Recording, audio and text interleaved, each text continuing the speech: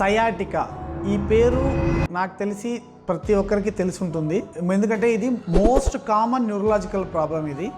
ఈ సయాటికా అనేది ఏంటంటే ఒక సయాటిక్ నర్వ్కి వచ్చిన ఇబ్బంది అని అర్థం. దానికి సయాటిక్ అంటే మన బాడీలో చాలా చాలా నర్వ్స్ ఉంటాయి, ఆ నర్వ్కి పేర్లు కూడా ఉన్నాయన్నమాట. దాంట్లో కాళ్ళకున్న నరువు ఏంటంటే సయాటిక్ నర్వ్ అంటారు, దాని పేరు అది. ఇవి మన నడువు నుంచి కాళ్ళ వరకు ఉంటుందన్నమాట. ఎట్లా ఉంటుందంటే L4 రూట్స్ నుంచి S3 రూట్స్ వరకు అనమాట. ఈ స్పైన్ చూడండి, ఈ స్పైన్ లో ఏంటంటే ఇవి దీన్ని వర్టిబ్రా అంటారు.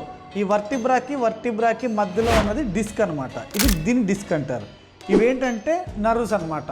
వీటిల్లో L4 నుంచి S3 అనమాట. అంటే మనకి వర్టిబ్రాకి నెంబరింగ్ ఉంటుంది, సర్వైకల్, థొరాసిక్, లంబార్, సాక్రల్. ఇది CTLS అంటారు అనమాట. ఇది నెంబర్ అంటారు. ఇక్కడ నుంచి ఇక్కడ వరకు సర్వైకల్ అంటారు, ఇక్కడ నుంచి ఇక్కడ వరకు థొరాసిక్ అంటారు, తర్వాత దీన్ని లంబార్ అంటారు, దీన్ని సాక్రల్ అంటారు అనమాట. దీనికి నెంబరింగ్స్ ఉంటాయి. నెంబర్ ఆఫ్ వర్టిబ్రా ప్రకారం దానికి నెంబరింగ్ ఉంటుంది. ఈ సయాటిక్ నర్వ్ అనేది వీటిలో ఇవి నర్వ్స్ అనమాట. ఇది L4 నుంచి S3 వరకు అనమాట. ఈ నర్వ్స్ ఇక్కడ నుంచి ఇక్కడ వరకు ఇవన్నీ 2 సైడ్స్ అనమాట, రైట్ సైడ్ లెఫ్ట్ సైడ్. అంటే మనకు 2 సయాటిక్ నర్వ్స్ ఉంటాయి, right sciatic nerve, left sciatic nerve. ఈ L4 నుంచి S3 వరకు ఈ బ్రాంచెస్ అన్ని మనకి కలిసి దానికి ఒక సయాటిక్ నర్వ్ అనేది ఫామ్ అవుతుంది. Sciatic nerve is the longest and thickest nerve అనమాట. అంటే పొడుగ్గా ఉంటుంది, ప్లస్ మనకి చాలా చాలా గట్టిగా మందంగా ఉంటుంది అనమాట ఈ నరము. ఈ సయాటిక్ నర్వ్ అనేది నడుము భాగం దగ్గర నుంచి మోకాల వరకు ఉంటుంది. మోకాల దగ్గర అవి 2 పాయలుగా డివైడ్ అయిపోతుంది అనమాట. దాన్ని tibial nerve, common peroneal nerve అంటారు. ఈ సయాటిక్ నర్వ్ కోర్స్ మాత్రం పిర్రల దగ్గర నుంచి తొడల వరకు ఉంటుంది, అంత పెద్ద నర్వ్ అనమాట అది. ఇప్పుడు ఈ సయాటిక్ నర్వ్కి కొంచెం ఏదైనా ఇంజూరీ జరిగితే దాన్ని సయాటికా అంటారు. అది direct injury are indirect injury.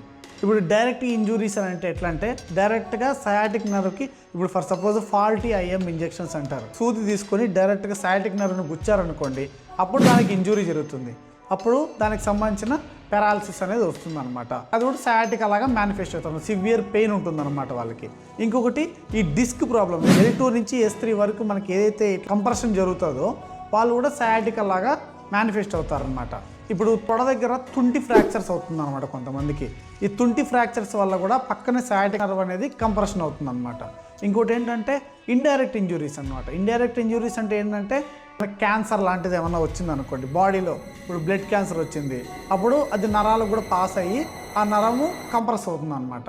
ఏదైనా సరే direct type of injury or indirect type of injury, sciatic నర్వ్కి ఏదైనా ఇట్లా ఇంజురీ జరిగింది అని అంటే వాళ్ళు సయాటికా లాగా మేనిఫెస్ట్ అవుతూ ఉంటారు. వీళ్ళకి ఏంటంటే సివియర్ పెయిన్ ఉంటుంది అనమాట. వీళ్ళు నడవడానికి కూడా చాలా చాలా ఇబ్బంది పడతారు. మోస్ట్ కామన్ సయాటికా ప్రాబ్లం వచ్చి డిస్క్ ప్రొలాప్స్ అంటారు. అంటే డిస్క్ మనకి అరిగిపోయింది అని అర్థము. డిస్క్ అరిగిపోవడం అంటే ఏంటంటే ఇప్పుడు ఫర్ సపోజ్ వెయిట్ లిఫ్ట్ చేశారనుకోండి, ఇప్పుడు ఏదన్నా ఇప్పుడు పొలం పనులు చేసుకునే వాళ్ళు ఉంటారు, పొలం పనులు చేసుకునే వాళ్ళు చాలా చాలా బరువులు ఎత్తుతారు అనమాట. హమాలీ పని చేసే వాళ్ళు ఉంటారు, వాళ్ళు చాలా చాలా బరువులు ఎత్తుతారు. వాళ్ళకి ఏంటంటే వాళ్ళ బరువులు ఎత్తి వాళ్ళకి ఆ ప్రెషర్ అనేది ఆ వెన్నుపూస మీద పడుతుంది. కాబట్టి ఏదైతే లోయర్ అంటే కింద ఉన్న డిస్క్లు అనేది ప్రెషర్ పడి ఫస్ట్ అవి అరిగిపోవడం అనేది స్టార్ట్ అవుతుంది. ఎప్పుడైతే అరిగిపోతుందో ఈ పక్కన ఈ నరాలు అనేది అక్కడి నుంచి స్టార్ట్ అవుతుంది. కాబట్టి ఆ నరాలకి ఈ డిస్క్ అనేది ఒత్తుకుపోతుంది అనమాట. ఎప్పుడైతే ఒత్తుకుపోతుందో అప్పుడు ఏమవుతుందంటే దానికి సివియర్గా పెయిన్ అనేది వాళ్ళకి వస్తుంది అనమాట.